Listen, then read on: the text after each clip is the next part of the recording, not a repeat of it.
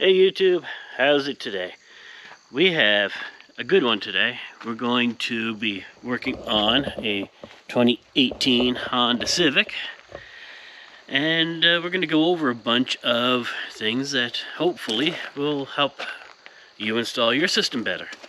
So stick around, here we go.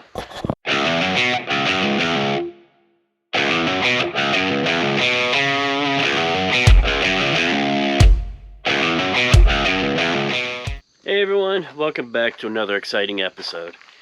You get to listen to me talk for a little while, which makes it great, doesn't it? Anyway, we have a 2018 Civic here at the shop, and the customer did their best to install it and got it a little over their head, and they weren't able to get things to turn on. Now, I'm not going to say anything against this customer, because I really appreciate the fact that they tried doing it themselves, and that's kind of what brought this video on, is to show a lot of the common mistakes that are made with newer vehicles and do-it-yourselfers like yourself who's probably interested in learning how to do it. So we're just going to highlight some of the mistakes that were made, what they did right, and see if we can't get this system working. So it's not a bad little system.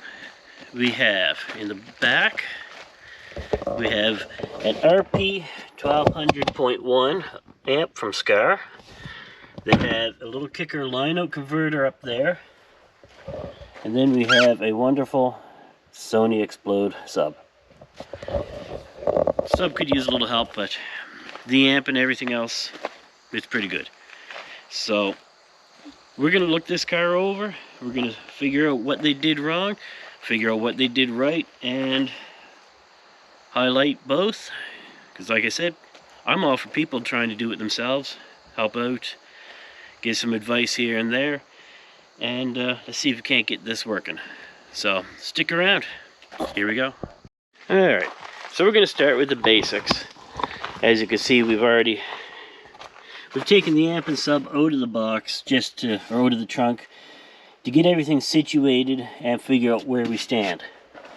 So first thing you see when you open up the doors, you see a nice red cable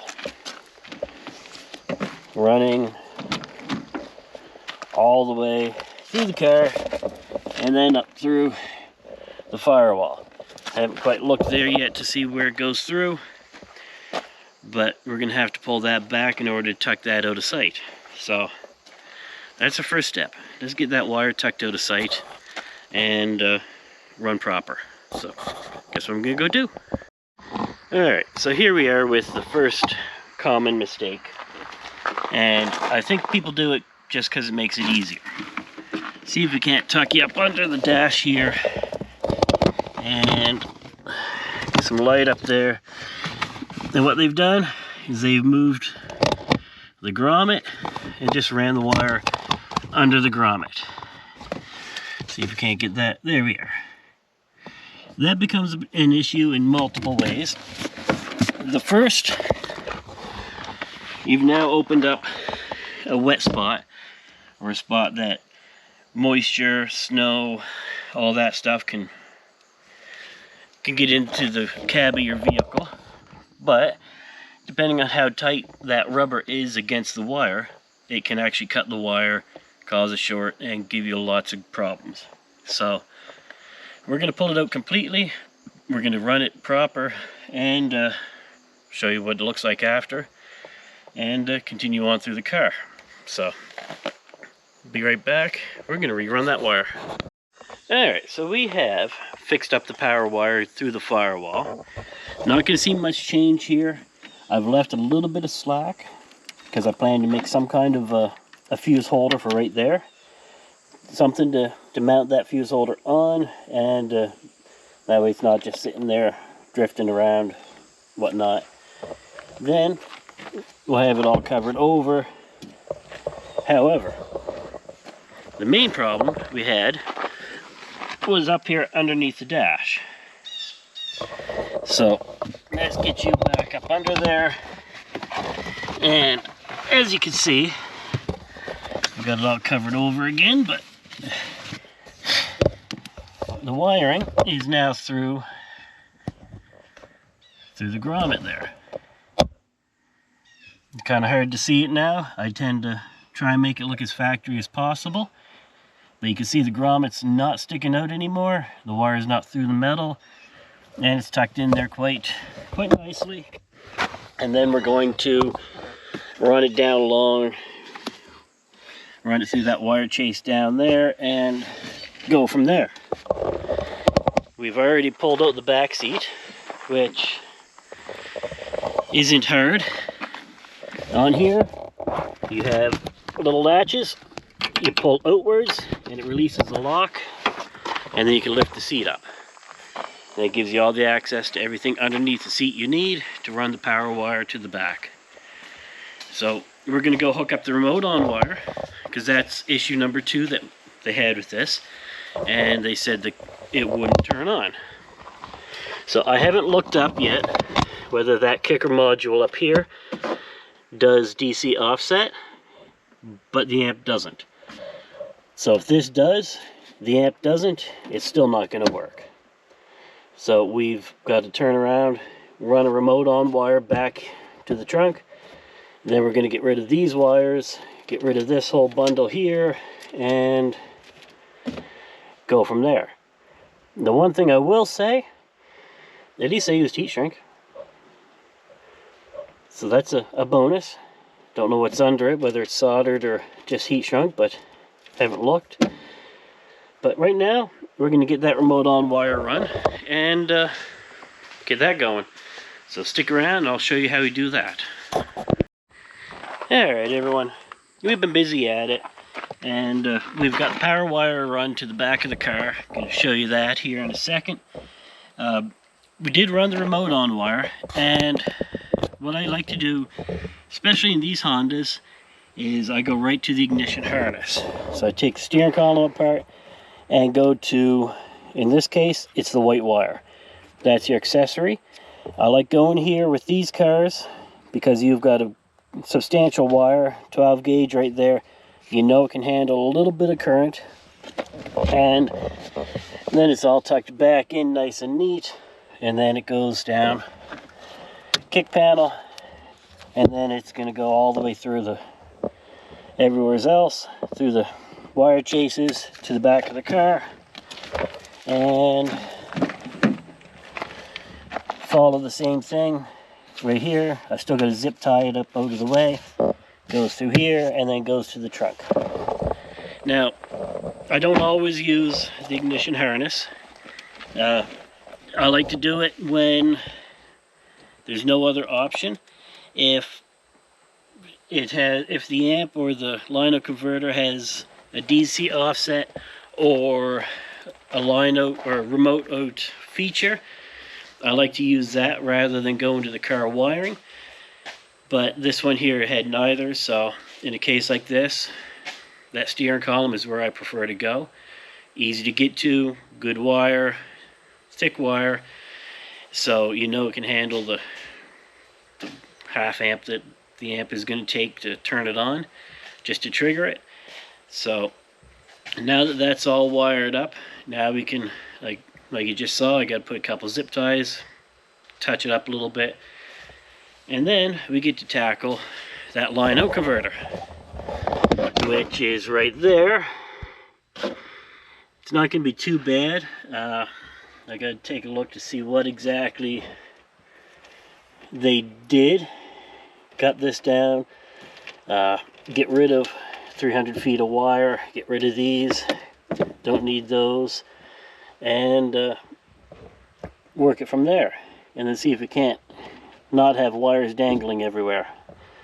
And then we got a full 17 foot of RCA that needs to disappear as well. So we're going to get that going, get everything mounted, and this customer will have some bass. So you stick around. I'm going to get back to work on this and keep you up to date. So here we go. Alright, welcome back. Mind you, it looks like I'm sleeping on the job here, but I'm not. I'm just trying to make heads or tails of what I just found. We're dealing with that kicker line out converter, and I cut all the wire loose. As you can see, no more big circle here, zip tied with half a dozen zip ties. But I got looking at the wiring, and I'm just going to show it to you. So you have these wires here. The blue, I'm guessing, would probably be marked for the positive. He's got one on each side. It's also a nice touch to have the blue heat shrink. The other side he's got red. Helps keep it separated. But I got looking at the wiring, and it's like, what has he done? He's used spade plugs shoved into the speaker terminal. I can't say I've ever seen that done before. It's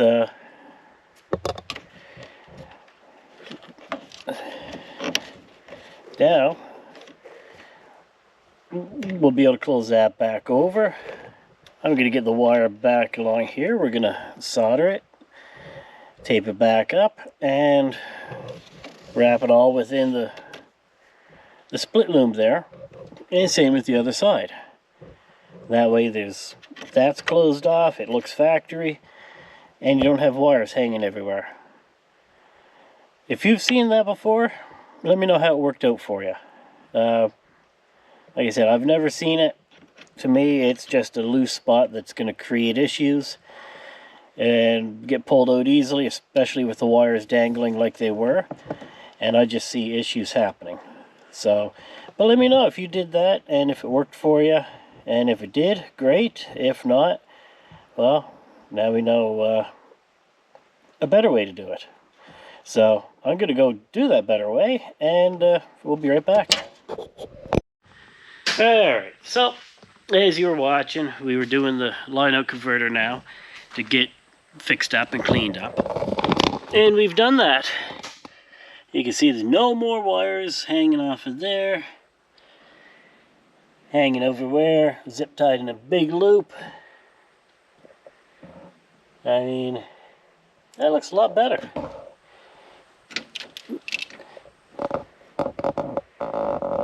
Everything's above, zip tied up out of the way. Nothing's lower, nothing's hanging. We're working on the RCAs right now, as well as our ground, which takes us to the next step. Now, this one's not bad. They did scrape the paint off, and they do have a bolt to hold it down.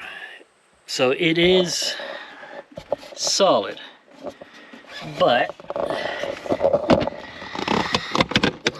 it's kind of, there we go. I'm not quite sure what to think. They missed a couple spots up first, and then they finally found where the bolt goes, and they put the screw in.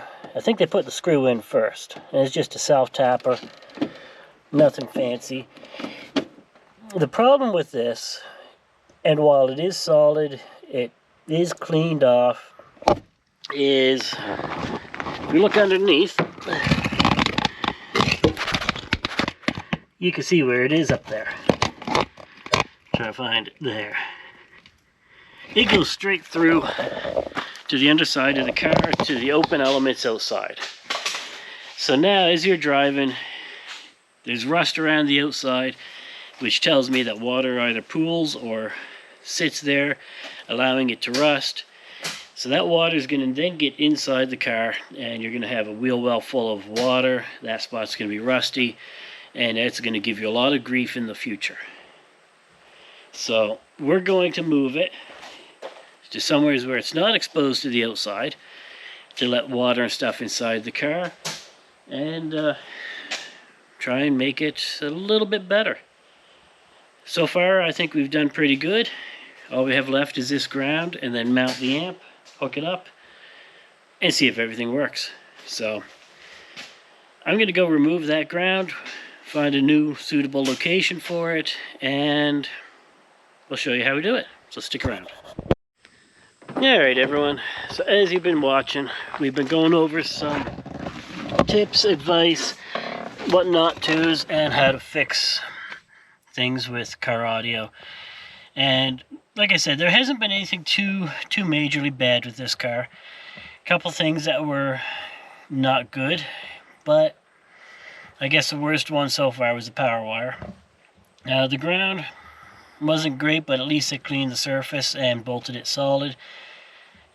Just a matter of time though before that spot was going to rust up. So we've gone and changed up the ground to summer's dryer.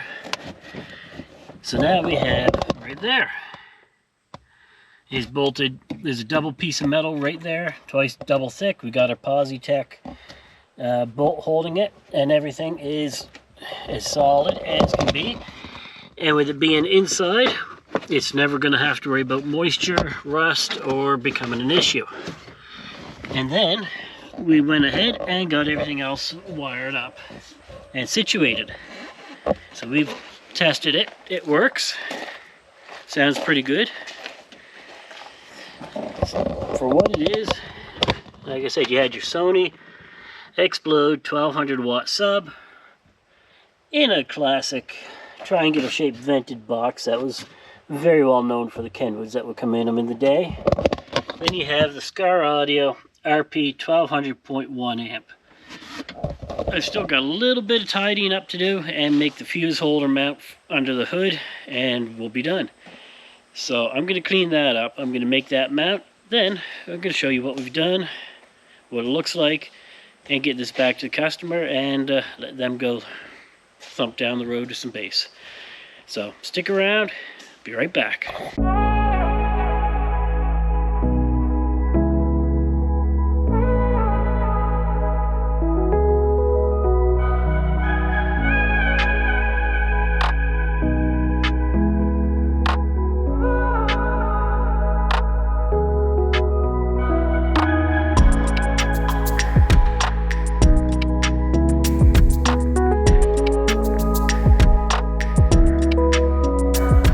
Alright everyone, so there you have it.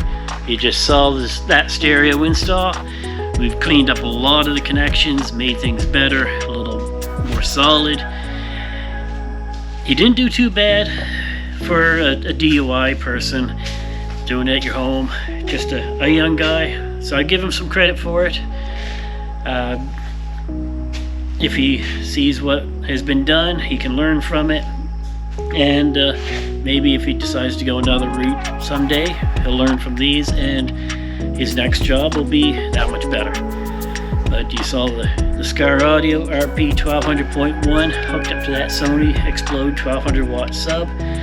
And then we had that kicker line out converter all wired in, and the fuse holder and the wire that was tucked up underneath the hood. We made that little bracket to hold the fuse holder in place, so it's easy to get to, not in the way, not flopping around, and easy to service if needed. So, as you can see, they've come and got it. They're on the way, and now on to the next job. So we can now see what else we're gonna do. We got more of the RX-7 stuff going on. If you've been watching it, then you'll see that we've got some parts done, kind of like this one here. Just can't get some better lighting. It's one of the shields around the gas tank. We got the gas tank straps all done up as well. So they look all brand new. They're all primed, coated, clear coated. We have one of the control arms that's ready to be taken apart and powder coated. We do have a couple more control arms coming. They're ordered from Riggs Mazda there out in Alberta. So they should be here hopefully within the next 2 weeks. And then once they get here, we can finish getting this axle housing all powder coated. So if you happen to think of it, jump over, read that poll that I have, and cast your vote for the color scheme of that. We've also got some more bolts coming for the rims. They're a little dusty right now because they've been sitting around, but we have our 3-piece Simmons wheels for the Mazda, but we need some more nuts for the back to keep the wheels together. So they should be arriving here shortly, and then we've got the fuel pump that we're going to be ordering up here soon with the fuel line, and then hopefully be able to put everything back together in the back of the Mazda and give you guys some good content on that too. So stick around, hit that subscribe button, drop a comment, let me know what you think of this video, and till next time, keep it loud, stay warm.